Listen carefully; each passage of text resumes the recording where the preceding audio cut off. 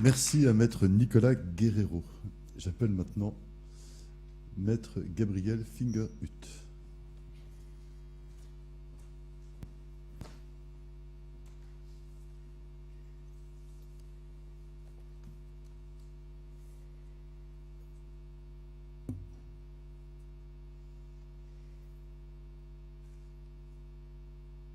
Inspire.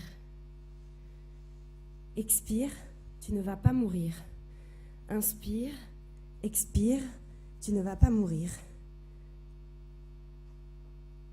Cette nuit, encore, elle est brutalement tirée du sommeil pour émerger couverte de sueur, tentant, en vain, de reprendre son souffle. Inspire, expire, tu ne vas pas mourir. Elle est là, le corps raidi et courbaturé par la douleur de se sentir si vivante, si terriblement éveillée, submergée par ces sensations énormes, beaucoup trop puissantes pour une seule personne. Ces sensations que seul le vrai bonheur ou le véritable malheur ont le pouvoir de vous donner. Chaque nuit, aussi féroce que le souvenir, ces crises d'angoisse viennent transpercer son repos quand, à bout d'épuisement, ses yeux abandonnent le combat contre la pesanteur.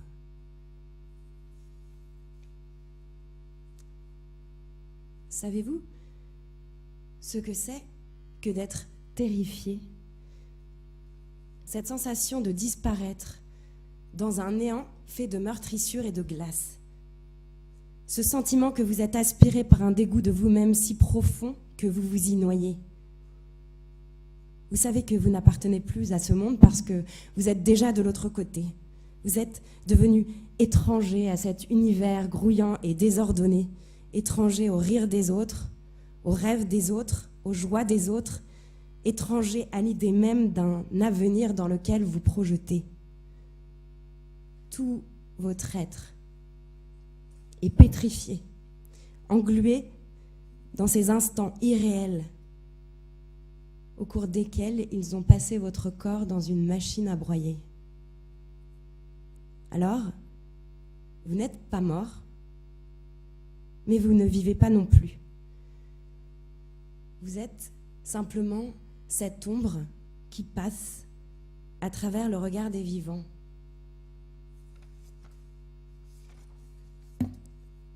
Elle, Sonia, elle n'est pas là. Ce n'est pas Sonia qui est ici dans cette pièce, ce n'est qu'un reflet de Sonia, un reliquat de Sonia reste de ce que ces pilleurs ont bien voulu lui laisser. Parce que ces mots, ces pensées, ces émotions ne les intéressaient pas. Alors, c'est tout ce qui demeure, sauf que ces mots, ces pensées et ces émotions ne sont plus que tournées vers ces hommes et ceux qui lui ont pris. Alors, c'est comme s'ils avaient volé cela aussi. Alors, il ne leur reste plus rien à Sonia. Elle est un vestige abandonné entre deux hommes, deux douches, deux portes qui claquent. Cet être pâle, dont les yeux vides vous aspirent, comme un puits sans eau, vous le voyez? Eh bien, c'est elle, c'est Sonia. Sonia, cela fait bien longtemps déjà qu'elle est prisonnière, enfermée dans la pire des prisons. Son propre corps. Son corps comme une écorce trop lourde à porter. Ce corps qui ne lui appartient plus, elle le nourrit à peine, ce corps. Elle le nettoie du bout des doigts, sans y penser. Elle ne le voit même plus. Ou alors, parfois, elle ne voit que lui. Et c'est une torture. Donc, elle le dissimule le plus possible pour tenter de le faire disparaître, couvert de tissu noir, épais, hiver comme été, pour effacer décolleté, pour effacer fesses, pour effacer hanches, pour effacer poitrine, pour anesthésier douleur. Son corps, qu'elle est. Ce corps qui a été malaxé, touché, tordu, mordu, respiré, pincé. Vous n'imaginez pas comme cela brûle, la salive d'un homme déposée sur la peau. Connaissez-vous la couleur de la douleur ? Eh bien, Sonia, elle voyait du rouge quand elle fermait les yeux pour essayer d'éteindre ses pensées. Quand ils étaient couchés sur elle et qu'elle fermait les yeux aussi fort qu'elle le pouvait, elle le voyait derrière ses paupières, tout ce rouge. Elle pense aussi, très souvent, à lui. Oh oui, elle pense à lui presque tous les jours, avec ses grands yeux noirs, bordés de petites rides rassurantes et son sourire immense, rempli de bienveillance et de bonheur, ses gros bras toujours réconfortants et son parfum lourd et enveloppant comme lui. Son rire qui éclaboussait tout sur son passage, une tornade de joie, et sa voix à la gravité généreuse de fumeur qui entonnait quand elle n'allait pas bien, mais c'est facile de trouver du travail, arrête de t'inquiéter. Il avait tout son amour, elle lui faisait aveuglément confiance, à lui, qu'il avait recueilli, nourri, logé, rassuré, consolé.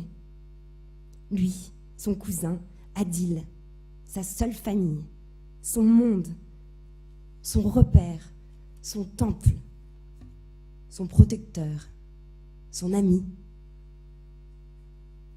Lui qui avait changé de visage quand elle était revenue en pleurs le jour où l'homme l'avait forcée, comme elle dit. Elle qui n'avait jamais été nue devant personne, il l'avait agressée. Et quand elle l'avait raconté à Adil, il avait changé de visage et ses mots avaient claqué comme une gifle. Il a payé, il a pris ce qu'il était à lui, tu t'attendais à quoi ? À ce que je te nourrisse gratuit toute ta vie ? Puis il avait utilisé des mots horrifiants, honte, honneur perdu, qu'elle était souillée, une putain, travaillée, restée ici, impossible de rentrer au pays, maintenant qu'elle était salie. Chut, le silence, le secret.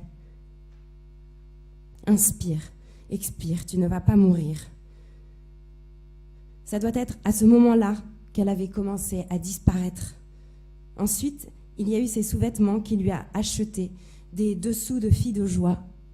Et quelle joie, elle, si pudique avant, était prise en photo comme une putain. Inspire, expire, tu ne vas pas mourir.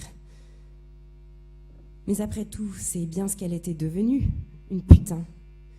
Inspire, expire, tu ne vas pas mourir. Son corps jeté en peinture sur Internet par son propre cousin. Inspire, expire, tu ne vas pas mourir. Elle n'avait plus de famille finalement, elle n'était plus rien.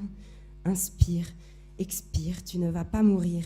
Elle se voyait répondre au téléphone, tendre la main, compter les billets, fermer les yeux, couleur rouge sous ses paupières. Elle se voyait remplir le calepin, tendre l'argent à Adil qui se plaignait en comptant les billets. Inspire, expire, tu ne vas pas mourir. Assez, ça n'était jamais assez, jamais satisfaisant. Inspire, expire, tu ne vas pas mourir. Et puis Adil, et plus Adil la méprisait, plus Sonia se méprisait, et plus Sonia se méprisait, plus elle se disait qu'elle méritait cette vie. Ou peut-être même, se disait-elle parfois, qu'elle ne méritait plus de vivre. Mais cela, elle ne nous le dira pas. Inspire, expire, tu ne vas pas mourir. Jusqu'à ce qu'elle rencontre Fatia et qu'elle comprenne qu'elle était devenue esclave, comme dans les films, comme dans les reporters, comme tous ces documentaires qu'elle ne comprenait pas, mais elles le veulent bien, ces femmes-là. Eh bien, ces femmes-là, c'était elles. Et Fatia lui avait dit qu'elle n'avait pas le droit de dire oui et qu'elle avait le devoir de dire non. Il aura fallu tout cela pour qu'enfin Sonia ose franchir la porte d'un commissariat et qu'un avocat se mette en colère et parle à sa place. Parce qu'elle, Sonia, la colère, elle l'avait perdue, comme tout le reste. Elle n'est pas cultivée, Sonia. Les mots dignité traitent des êtres humains intégrité physique, elle ne les connaît pas. Mais elle a compris une chose, Sonia. Une chose qui la rend plus forte et qui, un jour, la rendra de nouveau fière. Elle a compris que le fait que des juges, un procureur, un avocat et une salle d'audience avec un public et des portes ouvertes pour que ceux qui veulent entendre son histoire puissent entendre son histoire, pour que ceux qui veulent raconter son histoire puissent raconter son histoire.